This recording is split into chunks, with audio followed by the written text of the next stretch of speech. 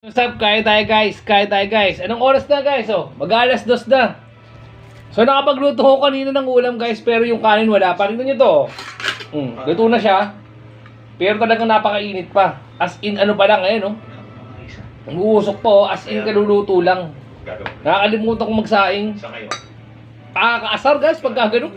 Niluto na lahat, tapos wala ka palang ano, kanin. So guys, meron tayo dito ng ito. Niluto ko tong pechay, pag-ginisa, tsaka ito, mga bangus guys, ang lutong, diba? Tapos pakwan, maputla siya pero ang tamis, diba? So si Inday wala rito guys, solo flight pa rin ako. Ano siya sa kabilang bahay, ang tawag to, nagbabantay ni kay nanay. Init pa oh guys, so Walang mangyayari sa'yo. ito guys, siyempre dahil wala siya, ako kukuha ng ano ngayon dito. Alis ako. Yung ulo. Ayun.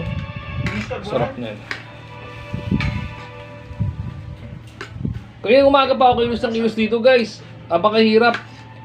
Namalengke ako. Nagluto ako ng anong tawag doon? Paninda. Pangalawa, nag-deliver ako.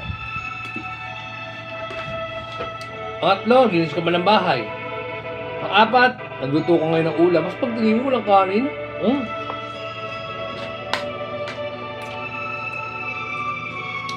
Hindi kasi ako pinuntahan ni Inday dito.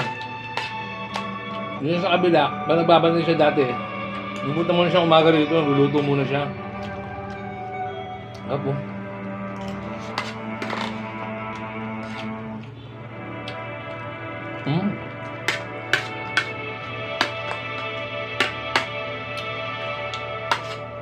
So may mga umu-order na guys.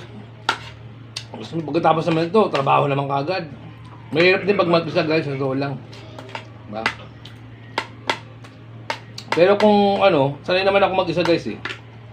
Pero kung talagang ako lang talaga mag-isa sa buhay, eh, syempre, ganyan gagawin ko, di ba? Hop! Sige sir, tuloy na kami. Mga putin po. Yes sir. Isa. Oras ng kain ko, alas 2 guys.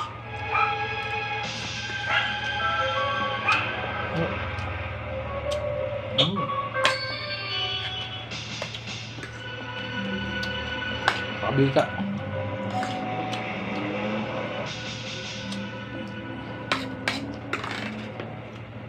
Up.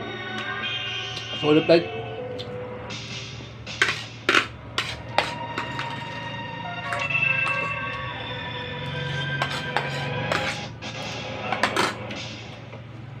Ito masarap guys, oh. Ano, itong gitna. Ito.